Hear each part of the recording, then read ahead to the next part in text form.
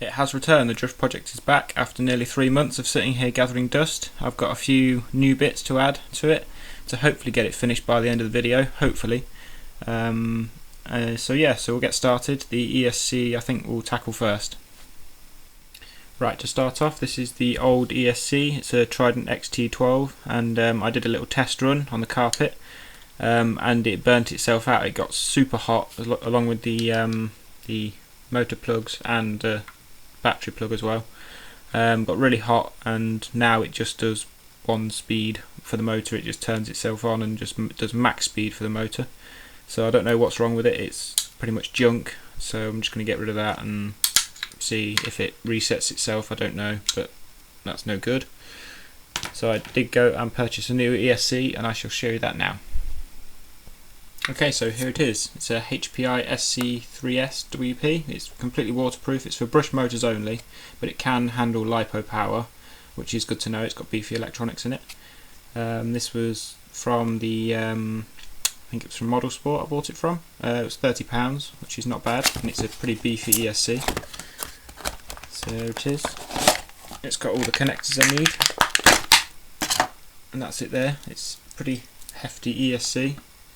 It's a lot thicker and a lot heavier, so it feels of more quality than the last one. So yeah, it's completely waterproof, but I won't be using that, but it's good to know that it is. On-off switch just there, handy again. So yeah, I'm going to put this in and just give it a test fire. I'm going to read the instructions off camera and see how to set up this thing, and then hopefully we should have it running in the next sort of video clip you'll see. We have life, we have power. I'm really happy about it. I'll just quickly turn it off. So when you turn it on, it beeps twice. I think the first beep is just to say that it's turned on, and the second beep is to tell you what battery you're using. So I'm using a nickel metal hydride. I think it's on the right battery setting, but I'll make sure a bit later. But we actually have power. Forward. Reverse. And we also have steering. It's all set up apparently. It did it by itself, automatic setup. So I'll just quickly do a run, just really slowly, just to break the motor in. And just to make sure that the ESC is not going to overheat and burn itself out again. So we'll move on to the chassis brace now. Okay, following the success of the ESC working, we'll move on to this. Now this is the old chassis brace for the TT01, and as you can see it dips in the middle here and then goes back up. And this was actually catching on the servo arm, just there, and it was pushing the chassis brace up, and it was obviously causing a bit more force for this servo, so that had to be it's not going to be used. And I was going to make my own aluminium one, that just went straight across from there, just went straight like that, so it wouldn't catch on there. But that was going to be probably a lot of hassle. So I found this on eBay. This is a 3 Racing graphite upper deck for the TT01. Part numbers there if you want to find it yourself.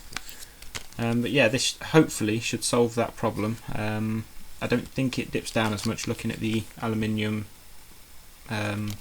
mounts for it. So we'll quickly open this now. This has been unavailable on eBay for quite some time, so that's why it's taken so long to do this next episode of the drift project. So I've got the instructions there. I'll be reading them in a minute.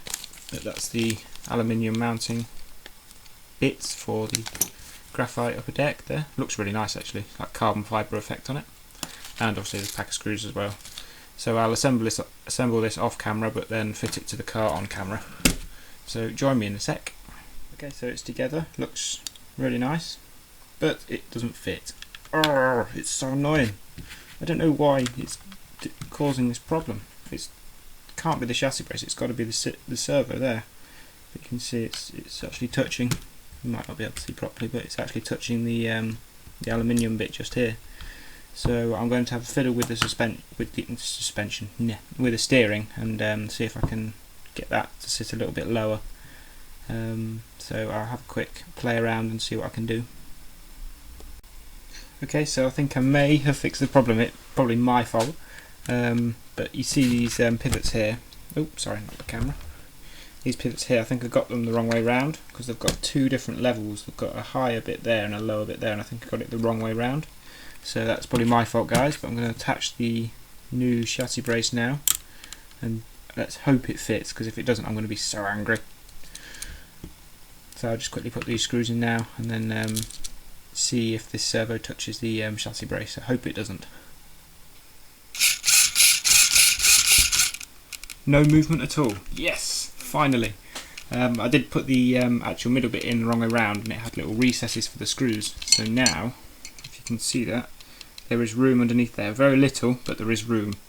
So that's another problem sorted. Really happy about that. And just look at it, it looks wicked. Let's see if I can get a top view for you. There you go. The blue looks really nice against the orange, actually.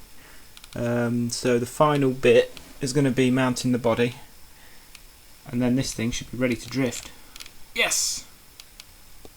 Okay, so the final part to mention is these new body mounts. The old ones that were on the back, I originally had at the front, but they were too tall and the body would rest on them and sit too high above the wheel. So I got these new ones which are a lot flatter, and you can adjust the angle and the direction that they attach to the body. So I've just got to sort them out, fine tune them a little bit to get the body sitting just right. And I've also got to sort out the wires, but everything works, nothing's rubbing or scraping or grinding, so it's all finished. The next time you'll see it, it will be going sideways with the wheels spinning. This has been my most popular series by far. It's got around 4,000 views sort of on one video, which is amazing. Thank you very much, guys. Thanks for commenting, thanks for liking, and thanks for watching this series. There'll be many more drift videos to come. So thanks for watching, and I'll see you on the next RC project.